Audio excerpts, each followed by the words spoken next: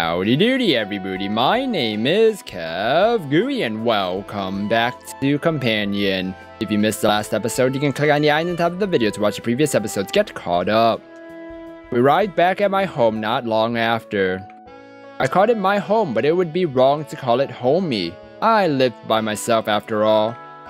Remind me of the dorms from my student days. Those had been fine to stay in, but always lacked something essential, I felt. A bit messy, I hope you don't mind. Why did the text change? Yeah, that's weird. Oh well. My apartment was less than 70 square meters, with only the basics, a kitchen, a bedroom, and a bathroom. Wait, what? 70 square meters? How small is that? I was rarely home, so I didn't really have time to make a mess of the place. The girl didn't seem to notice at all, however. And here I was hoping that she'd object to my comment about it being messy.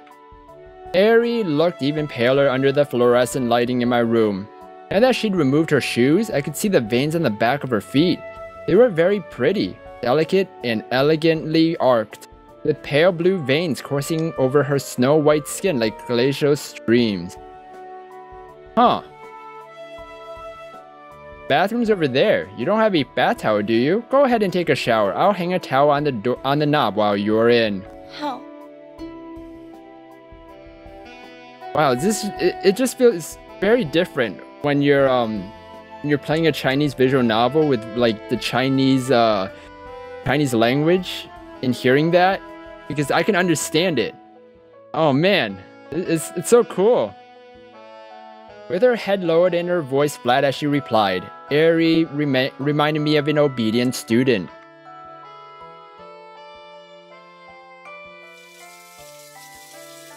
I sank into the sofa with a sigh and relaxed to the sound of running water in the bathroom. This wasn't my first time buying a night of fleeting ecstasy. Oh. So he's done this before. I didn't have a partner, and I hadn't wanted one since 3 years ago when we learned of the companion star. There was no longer a point to it. Oh, I see now. So, okay, I kind of understand in the situation now, because you can't bring anybody in. I think that's the issue. Oh, I thought like the shower stopped, like she just stopped showering. This would be my first time with someone as young as Airi, though. I knew that she was only here for the money, but still couldn't help being uncommonly generous with her. If she'd been anyone else, I probably wouldn't have had the patience to deal with the long period of boring silence on the streets. But Airi wasn't anyone else. She was a girl that I simply didn't know what to do with, even if she was in my shower at that very moment. Should I ask her to leave after the shower? She might take that as an insult after having made the decision to come home with me. On the other hand, she was just so young. And being young would probably find it even more of an insult. Why would she be out on the streets in such terrible weather? Did her family know what she was doing? What reason could she have? Flirt, fuck, hey? That was standard procedure. I knew this very well, yet I couldn't help but think that this wasn't very ethical. Perhaps it was that she'd been unusual for a sex worker from the start. That was no fault of mine. Why would I worry? I would question only as much as I wanted and act on as much as I wished. We were, after all, just strangers who ran into each other on the street. Only that and nothing more. What's more, within the month she would be left behind in the city, doomed to disappear along with it and the rest of civilization. The sound of water stopped. Before I could grab a bath towel for her, the door opened and Airi emerged.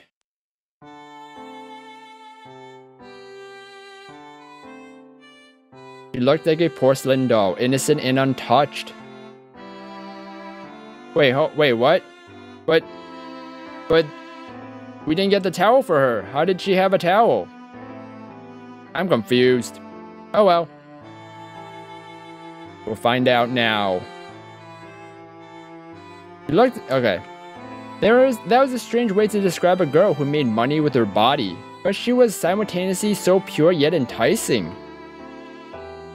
Her pupils appeared large under the light, probably the effect of contact lenses. Her eyebrows were light, her lips thin, I wouldn't say she was a beauty only found once every 1,000 years, but she was indeed an attractive girl, one sure to turn heads if dressed up. Okay, I was gonna see if like it changed or not with the zoomed in there. A graceful neck and delicate collarbones, a pleasing bust and slim waist, milky white skin flushed with a tinge of pink.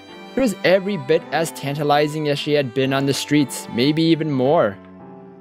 She didn't even need to speak. I just had to look at her standing there to feel something awaken inside me.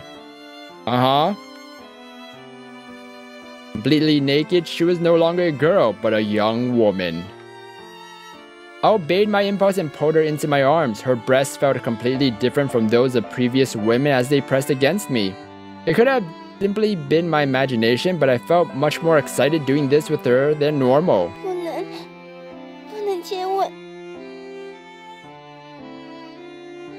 Covered her lips with one hand, but the tears in her eyes seemed to tease me. I kissed her cheeks and ears, then trailed my way down her neck to her collarbones before leading her to bed. As I laid her down, I traced a circle around her navel with my tongue. It tickled, perhaps, and she reflexively shot out one hand to stop me. You're ticklish? Airi snatched one side of her comforter and covered herself, leaving only the part of her face above her nose exposed. She nodded softly.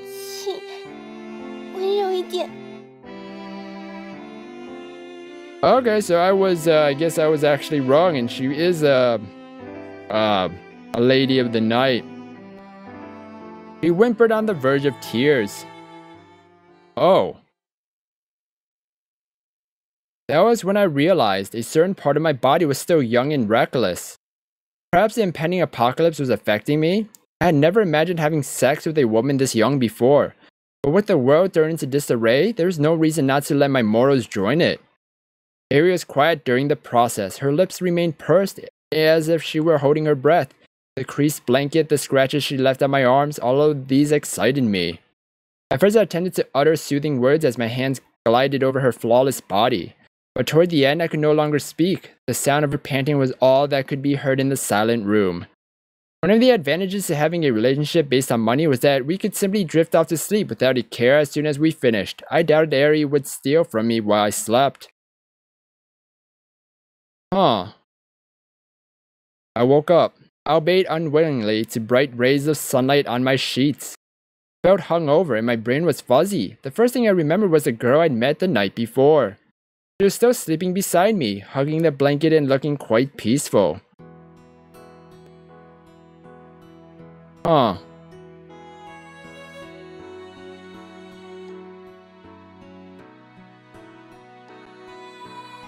That's the way she slept?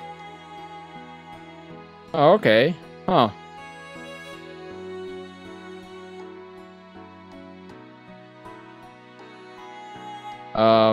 The girl's naked back was smooth and exquisite, like delicate white jade. I felt my heartbeat quicken just looking at her. I would give anything to trace the small of her back with my finger, but I didn't have the heart to wake her. The room was perfectly air-conditioned, but my skin was still sticky from not bathing the night before. So why is she doing this? Is there a reason? I should probably take a shower first, I told myself. The cold water would wake me up. My closet seemed to contain nothing but wrinkled shirts. It took me some time to finally dig out something presentable to go with my jeans. I turned on the shower. The icy water cooled my body and to a degree my desires as well. Recalling the previous night, I couldn't help but think I should have been gentler. Airi was, after all, just a young girl. She looked young enough that if I hadn't known better, I might have thought she was indeed still underage and would sue or blackmail me for what had happened between us. I was probably overthinking it. I was lucky to have her. I had brought her home last night, fully aware that it could be a scam, and that it hadn't turned out to be one made Airi all the more pleasing in my eyes. I dried myself and got dressed, deciding that I should wake Airi so she could dress herself as well. Airi. I cut off in surprise as I opened the door and was greeted by an already awakened Airi.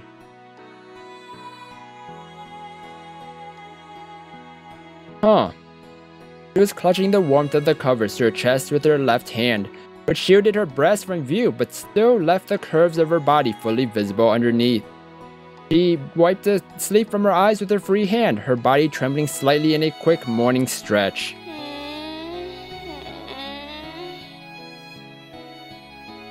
Any man would be rendered speechless at a sight such as this.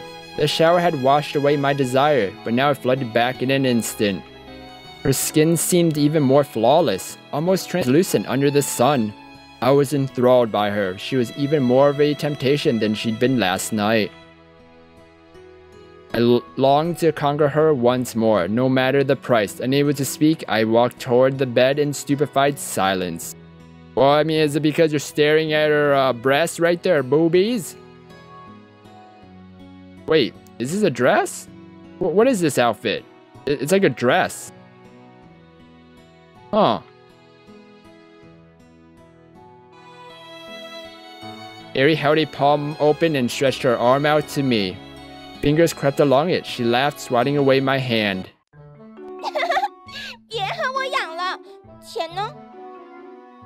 Wow. Her laughter was like silver chimes, and the sound awoke a feeling in my heart that I couldn't relieve. Such bright, carefree laughter made her seem very different from the girl I'd met last night in the rain. I'll give you as much as you like, but first, I sat on the edge of the bed as I spoke and tried to pull her close, but was pushed away.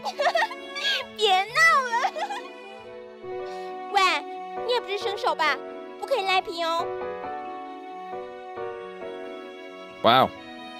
Airi nimbly dodged my advances and escaped, wrapping herself in a thin blanket.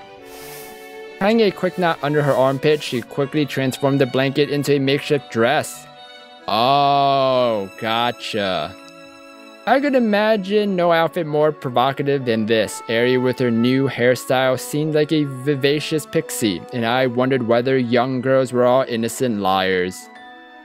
She had been so melancholy the night before, but it seemed she could remove her depressed facade as easily as makeup. Now that the sky had cleared, she had become all sunshine and rainbows. Fine, how much? I sighed, digging my wallet out of the drawer where I kept it. From her drastic personality change, I now realized just how experienced she really was. So it made my blood run cold.